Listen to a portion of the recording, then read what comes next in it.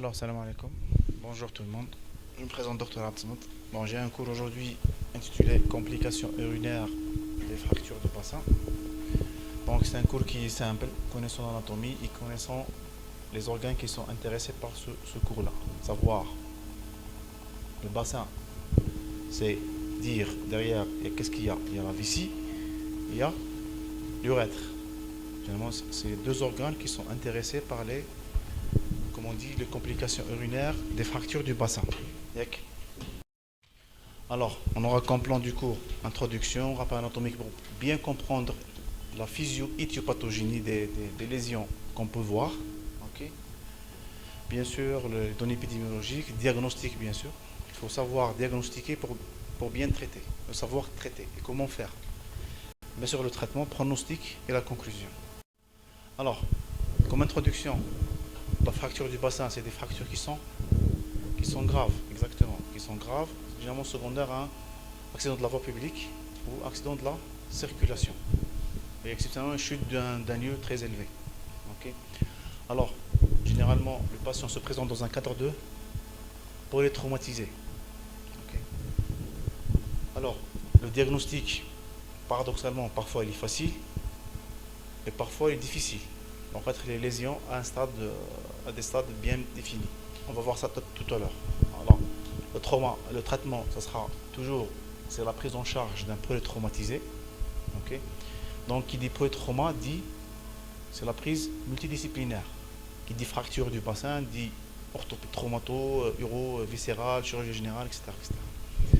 Alors, pour l'urologue, le premier temps, c'est savoir diagnostiquer la lésion et savoir drainer les urines.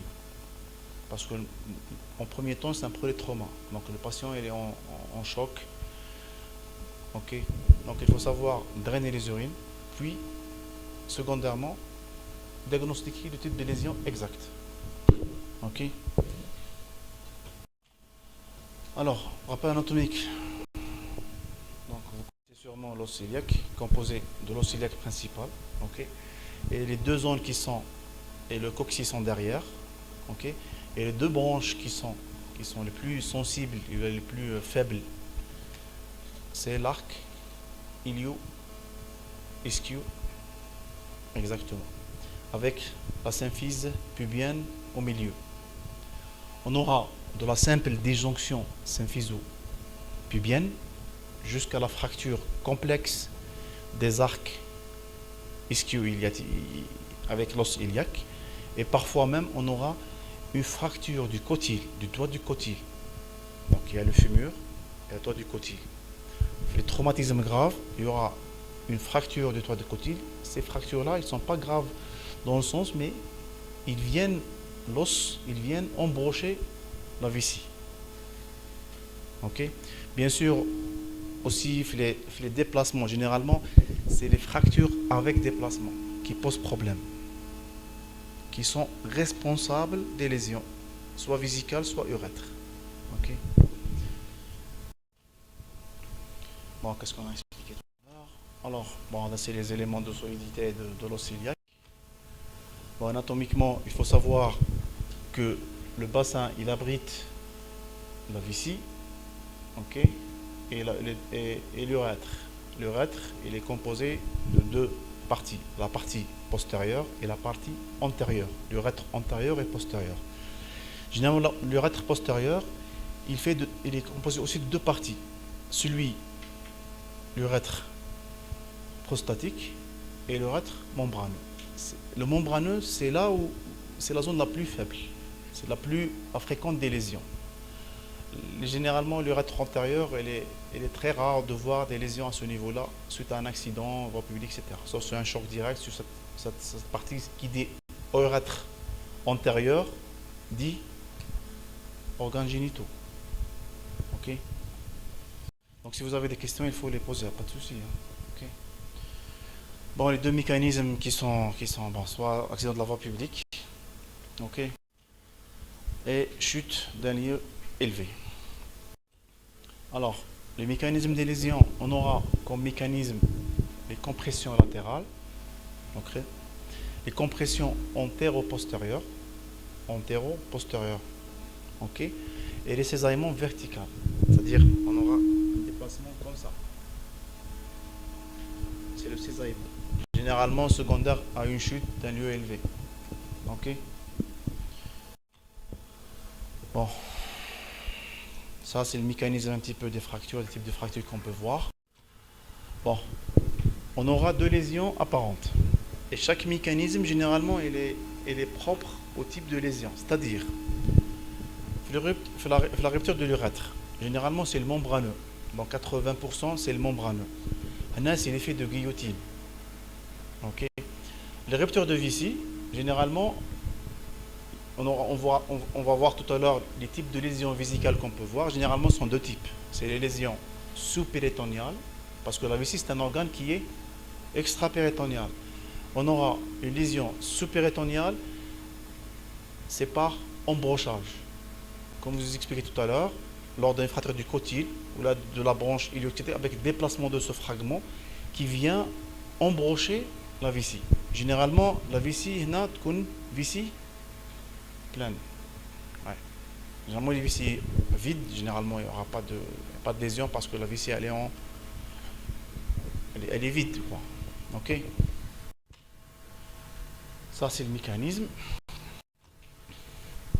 Bon.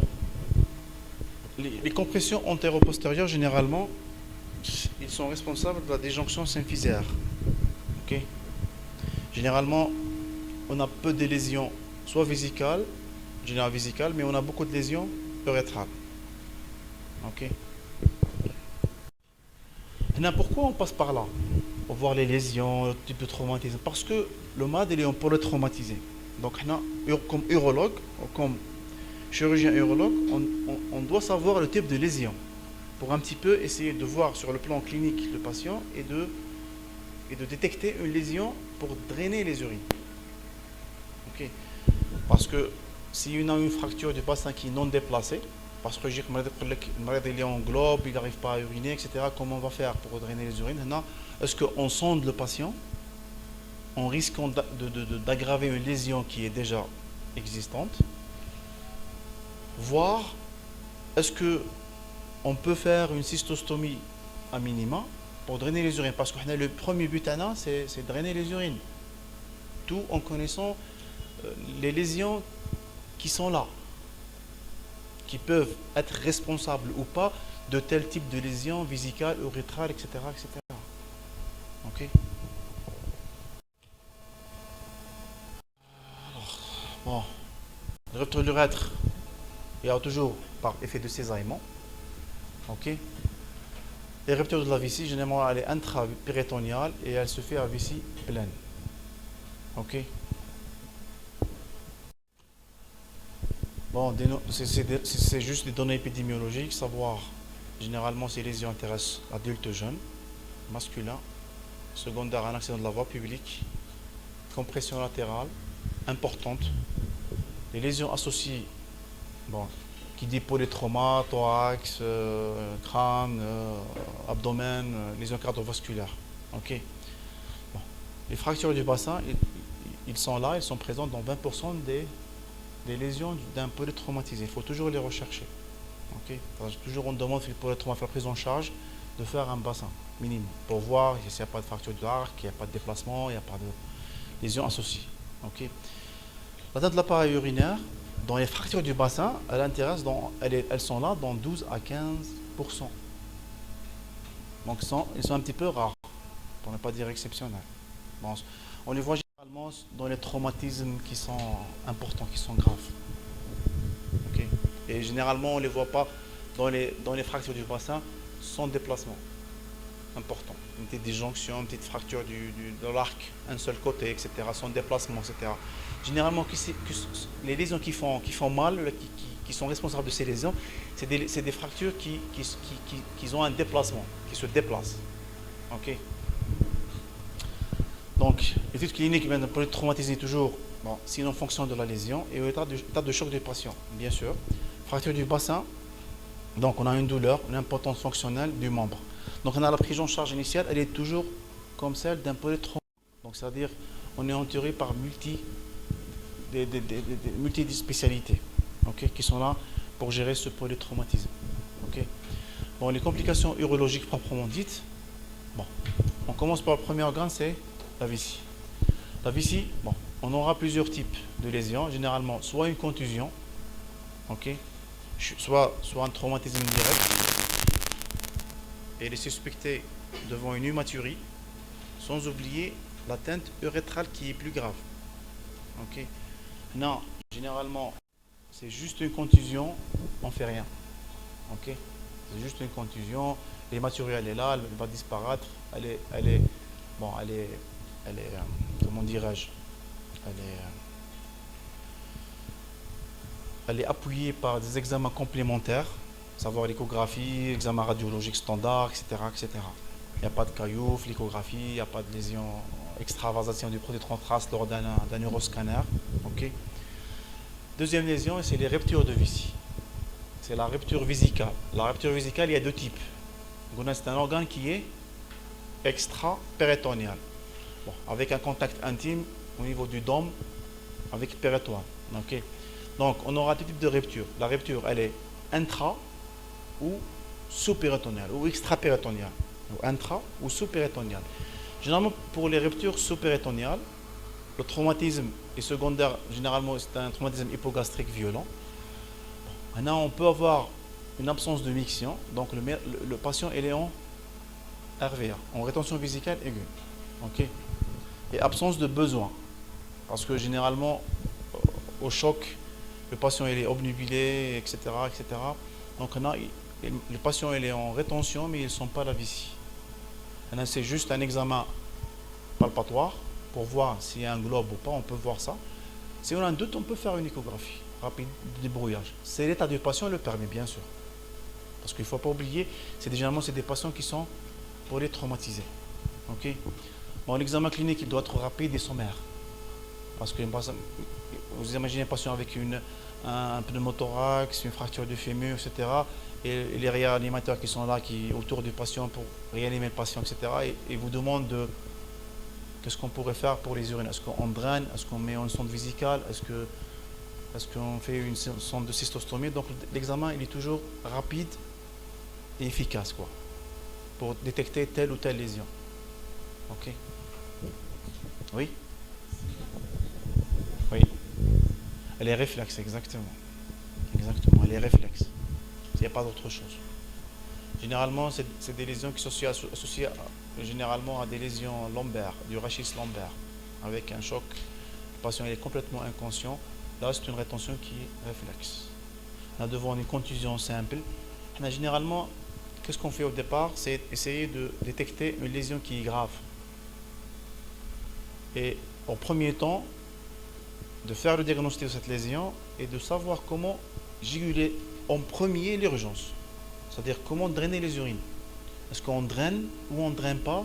Et avec quelle technique? Est-ce qu'un sondage transurétéral simple ou là une sonde à cystostomie? Ok. La rupture intrapéritoniale, généralement c'est une contraction abdominale, etc., etc. Défense, hématurie importante. C'est là l'hématurie, absence de miction, absence de globe. C'est ça la différence. Parce que les urines ils vont se déverser en extrapéritonéal. En péritonéal plutôt. En péritonéal. Donc tous les urines ils vont vers le péritoine. On n'aura pas de globe vésical. Ok. Parce que là, en absence de globe vésical, on ne fait rien. Généralement, c'est au bloc opératoire. On doit vite diagnostiquer la lésion vésicale, rupture totale, partielle, etc. Exactement. Parce que l'extra-péritonéal, on peut traiter en première intention, c'est juste par un sondage vésical. Si la brèche, c'est une petite brèche, etc., généralement, l'extra-péritonéal permet de faire une compression sur cette lésion et de juste drainer avec une sonde vésicale qui peut garder le patient sur une 15-21 jours. Il peut avoir une diminution de la traction sur la vessie, ça va permettre la cicatrisation de cette brèche, juste par un sondage. Bon, si ça marche, si ça ne marche pas, on opère aussi.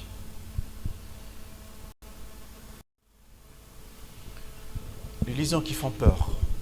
Généralement, la vessie, c'est un organe, rétention, globe, contusion ou fracture ou là, une rupture extra-péritonéale. On peut drainer avec un sondage vésical et on attend. Et on diagnostic par d'autres examens. S'il y a une rupture vésicale totale, là, on opère direct. On ne fait pas de sondage parce qu'absence de globe, etc. Les lésions qui se déversent au niveau du péritoine, au niveau des intestins, ça c'est une urgence. Les lésions qui sont graves, ils sont difficiles à diagnostiquer et qui doivent être diagnostiquées. Ce n'est pas par rapport à leur prise en charge, mais par rapport à la manière avec laquelle on fait le premier geste, c'est-à-dire le drainage des urines. Est-ce qu'on draine par une sonde vésicale ou là on fait une cystostomie? Généralement, j'ai qu'un patient pour les traumas, etc.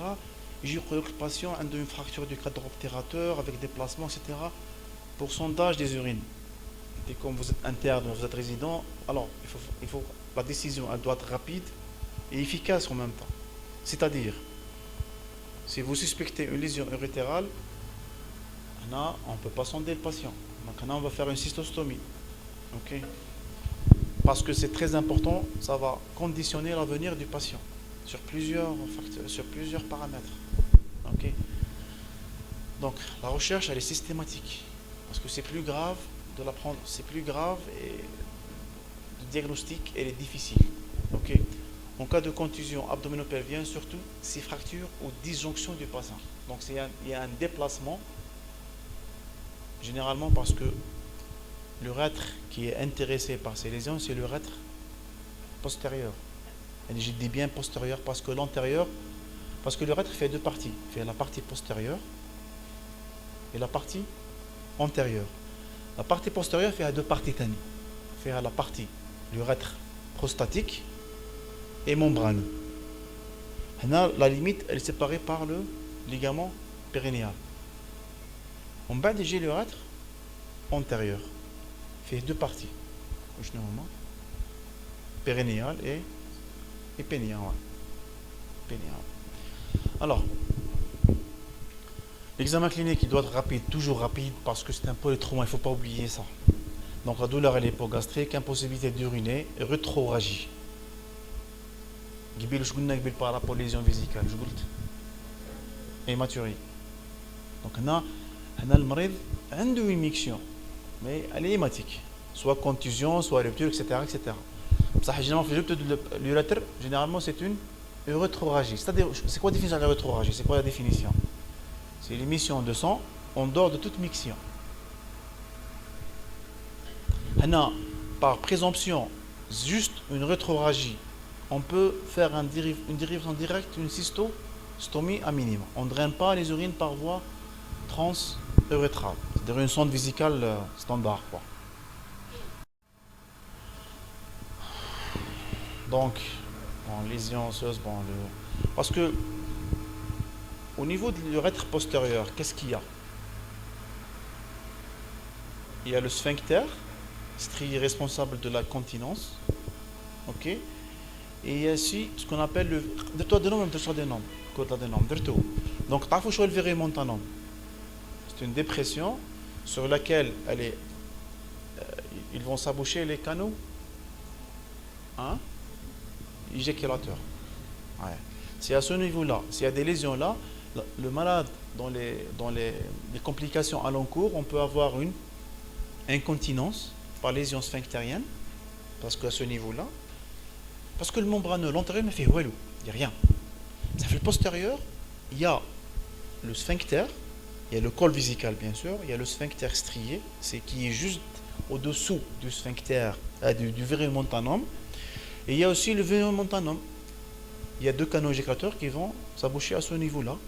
S'il y a un tête de l'urètre à ce niveau-là, on aura comme complication à distance l'incontinence et l'infertilité. Par rupture, par lésion, etc., etc. Alors, comme examen complémentaire, on peut aller du simple examen, débrouillage, jusqu'à l'uroscanner. Ok, c'est-à-dire par interrogatoire, examen rapide. Parce que miction, pas miction, rétroragie, etc. On a pour décider un petit peu pour drainer les urines. Parce qu'au premier temps, on va agir pour juguler l'urgence. Parce que c'est un polytrauma, c'est pas éjecte pour rupture de l'urètre tout seul. Généralement, une fracture, polyfracturelle, l'équipe d'orthopédie elle attend pour faire sa prise en charge, ben, la liquide viscérale, ils vont l'amener au bloc, etc. Maintenant, il faut essayer de voir un bilan lésionnal rapide et efficace. Ok. Donc, comme vous voyez la première image, généralement, le premier examen à demander, généralement, c'est le bassin face. Ok. Pour détecter les types de lésions qui sont là. La première iconographie, c'est une disjonction symphyso-pubienne. Il y a l'espace entre les deux arcs qui devient de plus en plus important. Ok. Bon, l'échographie, c'est un examen qui est efficace, qui est rapide, et on peut le refaire à plusieurs reprises. Bon, elle va voir l'état de réplétion ou de vacuité vésicale pour faire le tri entre rétention vésicale ou pas de rétention vésicale, cailloutage, pas de cailloutage, lésions associées, bien sûr pour le multiviscéral, suivre de l'hématome, parce qu'on le met ce traitement en bas de qui fait qu'il évolue, ok. L'évolution de l'échographie elle sera périodique pour voir la résorption de cet hématome et l'état de la prostate. Alors, généralement on fait plus du UV en urgence. Généralement c'est l'euroscanner. Généralement soit fait traumatisme rénal, traumatisme rénal, donc on fait plus des UV. Bekele on faisait les UV, mais au cas on fait plus du UV, généralement c'est on ne mentionne plus. Mais c'est un examen que vous devrez avoir dans la tête, mais généralement on ne fait plus des UV. Généralement c'est le scanner direct, TDM. C'est avec ou sans injection. Avec ou sans injection. Avec c'est un scanner, sans c'est un scanner simple. Et avec injection, ce qu'on appelle l'uroscanner. C'est un produit de contraste. Au moment où il y a plusieurs temps, le temps rénal et extra-rénal, en résumant ça, il va détecter le produit de contraste. Okay. Il va opacifier les reins, les urtères, la vessie.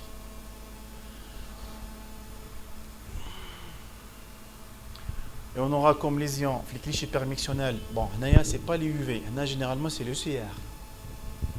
L'ECR, c'est une opacification rétrograde des voies urinaires. Ok. On va injecter un produit de contraste et on va prendre des clichés. Qui mettent le bassin. C'est des clichés standards radiologiques. Et on va injecter un produit de contraste.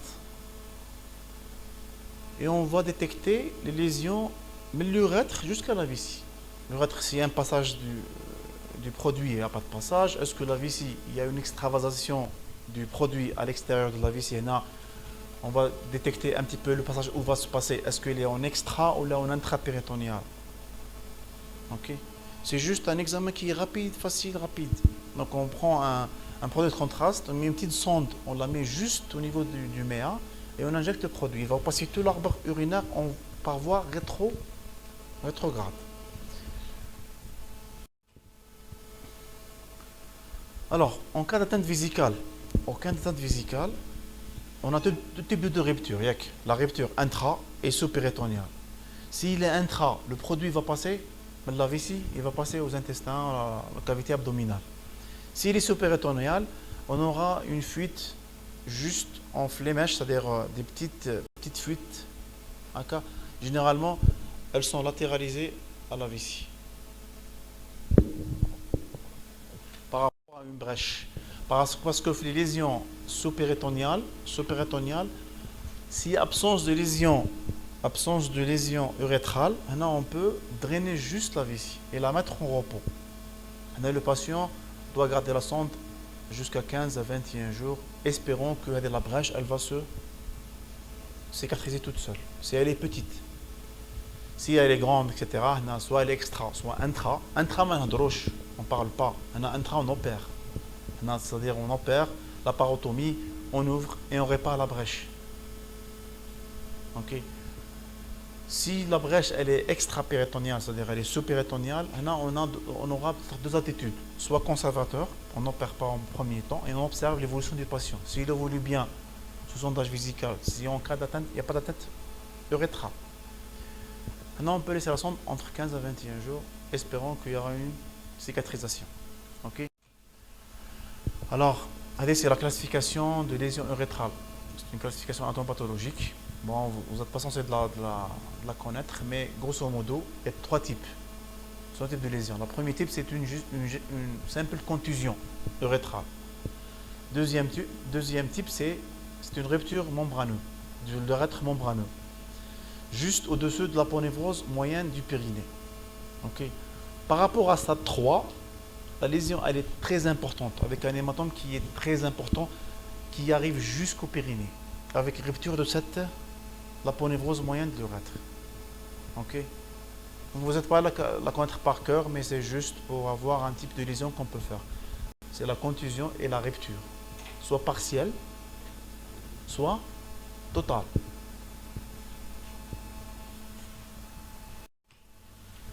Bon, c'est un schéma un petit peu explicatif des lésions qu'on peut voir.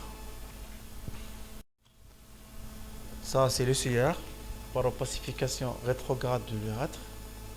Généralement, elle se fait à distance de l'incident. Généralement, c'est les sténoses post-traumatiques.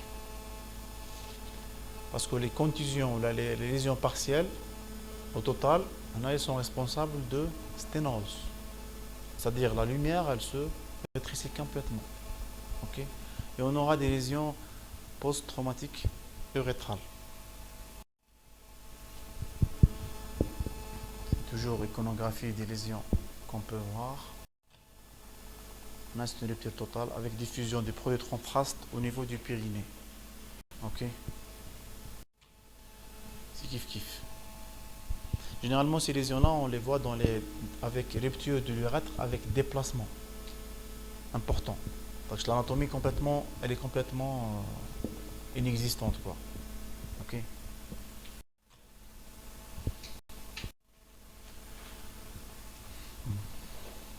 On a une opacification de la vessie.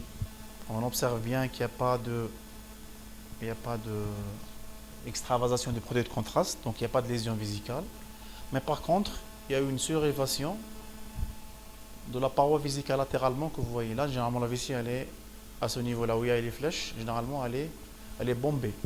Donc là, elle est refoulée par l'hématome périnéal qui va faire compression. Il va faire une surélévation de la vessie. Là, on n'a plus d'urètre. Le produit, il intéresse tout le périnée. Ok. Donc, comme traitement, bon, résumons ça en 2 mots.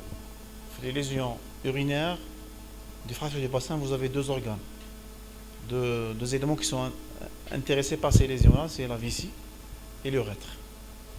L'urètre, généralement, c'est l'urètre postérieur. La vessie, la lésion vésicale, elle se fait soit en intra ou là en extra-vésicale. Ok. Hein? Péritonéale, ou la extra-péritonéale ou la sous-péritonéale. Ok. Donc le traitement ici, généralement le but du traitement, c'est bien sûr c'est sauver le pronostic vital du patient, c'est un polytrauma, il ne faut pas oublier. Réparer une rupture urétrale ou vésicale. Généralement, la réparation des ruptures vésicales, elle se fait dans l'immédiat, et elle doit se faire dans l'immédiat. Généralement, les ruptures urétrales, ils se font à distance. Ok. Alors, parce que vu la difficulté des lésions, avec l'hématome qui rend généralement, voire impossible, avec tous les risques de la chirurgie, le sepsis, etc., de réparer l'urètre avec un patient qui est polytraumatisé, mal stabilisé, etc. etc.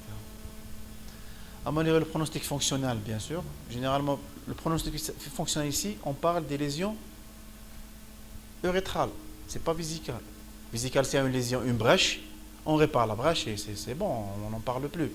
Mais généralement, ici, le pronostic fonctionnel, on parle plus des lésions urétrales, exactement. Bien prendre en charge le patient sur le plan diagnostique et thérapeutique à la prise en charge pour éviter les complications. Et toujours éviter les complications, c'est par rapport aux lésions urétrales. Vésicales, généralement, dans 99%, vers 99%, on n'a pas de lésion. Post à distance, c'est-à-dire après l'incident. Si on a une brèche, on répare. Et c'est terminé, c'est bon. Maintenant, on n'aura plus de péritonite, on n'aura plus de, etc. Donc là, il n'y a pas de lésion. Mais généralement, les complications, généralement, sont secondaires aux lésions urétrales. Donc, si la dentelle est vésicale, la chirurgie, elle est à ciel ouvert. Maintenant, c'est d'aller ouvrir le patient et de corriger cette brèche et de la réparer, mettre un drap et mettre une sonde vésicale qui va grader sur une distance de 15 à 21 jours. Ok, pour une meilleure cicatrisation. Ok. Bon, là c'est le détail un petit peu du geste chirurgical. Donc vous n'avez pas besoin de ça, bon, juste pour vous. Bon, le traitement conservateur fait lésion vésicale. Le drainage vésical seul, il peut être envisagé comme qui m'a fait les petites brèches.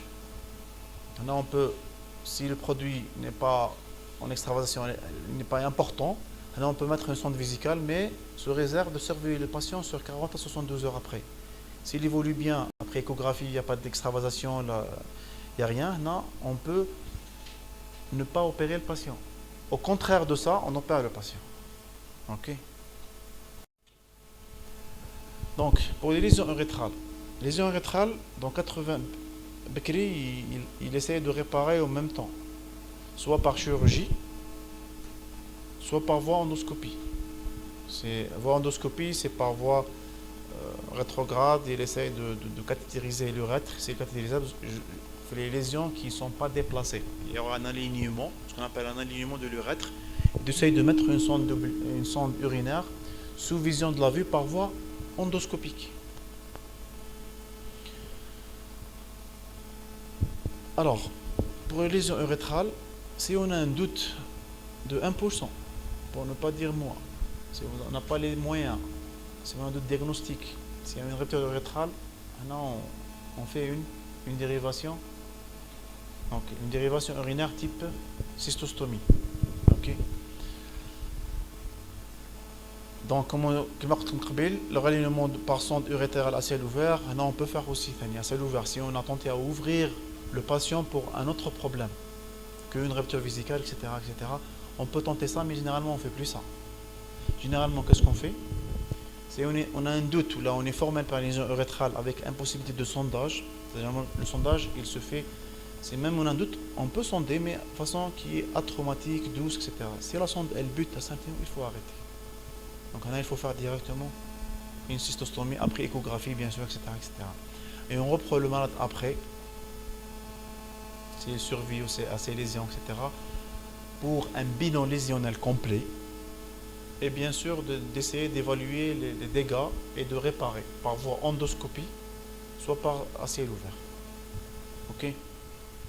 Donc on a les complications généralement en père opératoire, à distance, sont 3 types. C'est les sténoses urétrales, c'est l'incontinence et l'infertilité.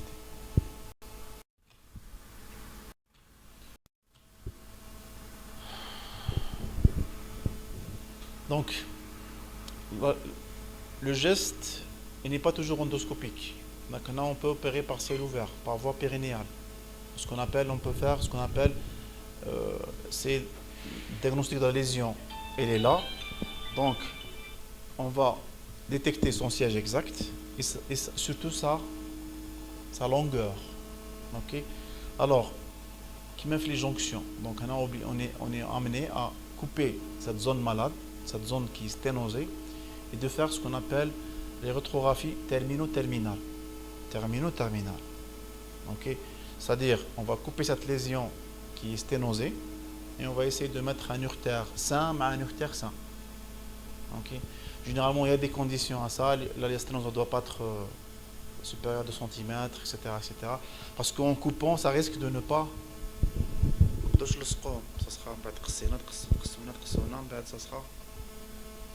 sera impossible de rejoindre les deux bouts. Il y a des équipes qui font ça avec des plasties, avec soit la muqueuse buccale, ils enlèvent un patch de la muqueuse buccale, ils vont essayer de remplacer cette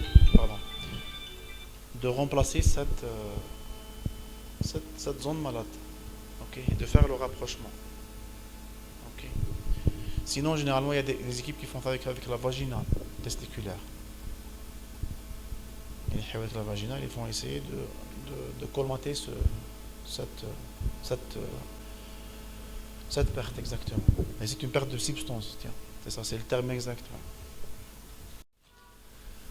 Bon, on a la voie, alors, les voies d'abord, c'est juste les voies d'abord, voie rétro-pubienne. Et généralement, c'est la voie périnéale qu'on utilise. Hein. Je n'ai jamais utilisé la voie rétro-pubienne, c'est-à-dire on incise par voie haute, mais généralement on utilise la voie périnéale. Je vous dis un petit peu par schéma. C'est la lésion périnéale. C'est la zone qui est au-dessous des testicules et dessous de l'anus. Ok. C'est par laquelle l'urètre passe par là et il va partir vers la vessie. Ok. Là, c'est les muscles puboprostatiques qui vont se séparer. Et il va mettre l'urtère sur l'ac et détecter la lésion où elle est. On va disséquer l'urètre tout son long, essayer de réparer cette lésion et de couper cette zone malade et de réparer ce qu'on appelle faire une urétrographie terminale, ce qui n'est pas toujours évident. Donc c'est des équipes qui sont bien entraînées à faire cette chirurgie. Ok. Donc ça c'est, comment dirais-je, bon, le traitement orthopédique viscéral immédiat est prioritaire toujours. C'est donc le pronostic vital avant le pronostic fonctionnel. C'est pour les traumatismes, c'est une règle. Ok. Nous, si on a une lésion vésicale associée par la parotomie, pour d'autres causes, on peut intervenir en même temps.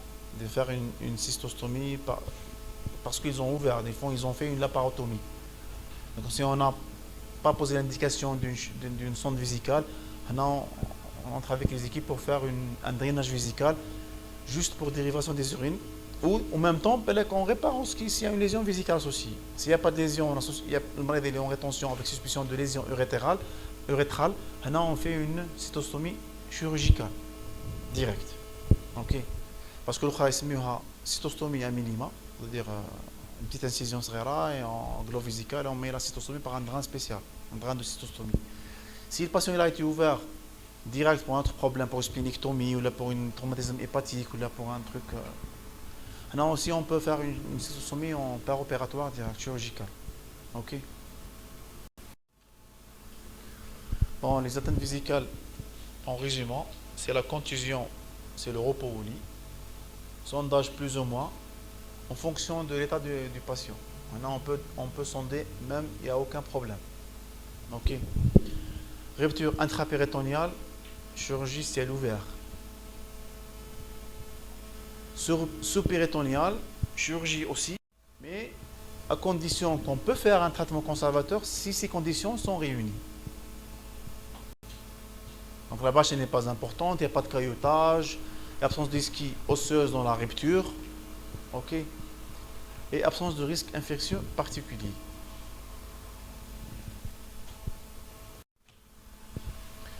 Bon, c'est un petit organigramme de toute la prise en charge des lésions urinaires. Qu'est-ce qu'on a dit était résumé en ce organigramme. Ok. Le pronostic pour les lésions vésicales, généralement, il est bon. Les lésions vésicales. Ce qui pose problème, c'est l'urètre. Les lésions vésicales, c'est une brèche, pas brèche, on répare et c'est bon. Mais les lésions urétrales, c'est très grave, c'est très difficile de prendre en charge les complications. Bon, bien sûr, de traiter d'abord ces lésions-là et de prévoir ces complications, à savoir les sténoses. Parce que c'est pas facile de traiter une sténose parce que le problème de la sténose, c'est la récidive. Même par voie endoscopie, après 3 mois, après une année, il fait sa sténose. Ça pose un problème fonctionnel. Même la vie le patient, c'est très difficile. Parfois, cystostomie, sondage, c'est pas facile, réopérer par voie endoscopique, etc. Les deux autres complications, généralement, qui sont rares, savoir l'incontinence et l'impuissance. Conclusion.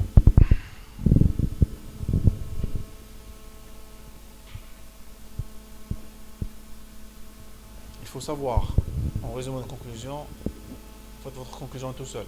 faut savoir diagnostiquer pour bien prendre en charge votre patient.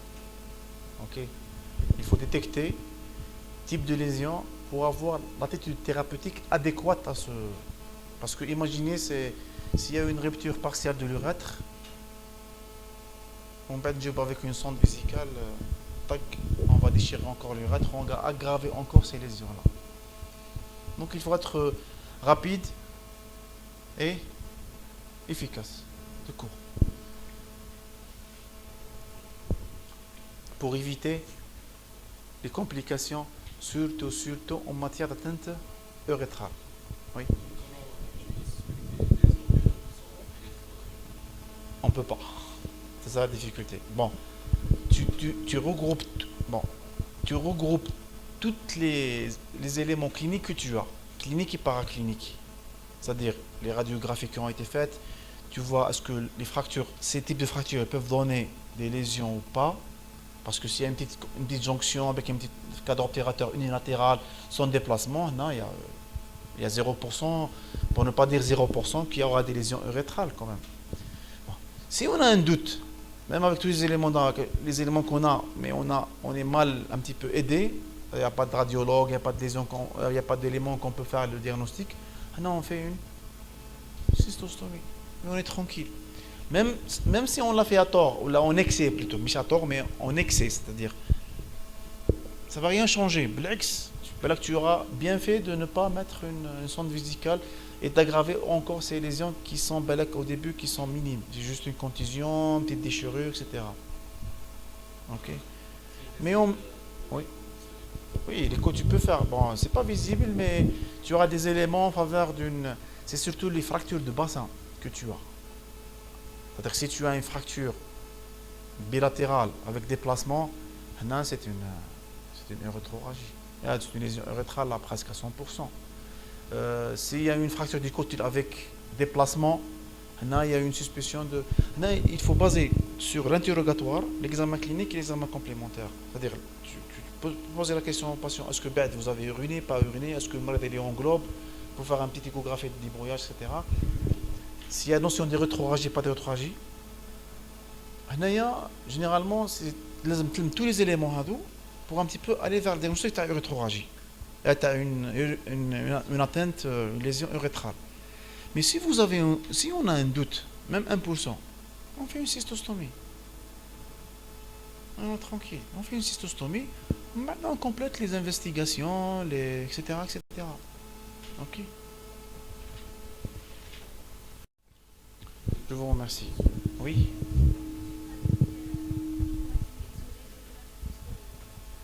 Généralement, elle se traduit par un globe vésical avec une notion de rétroragie. Ok.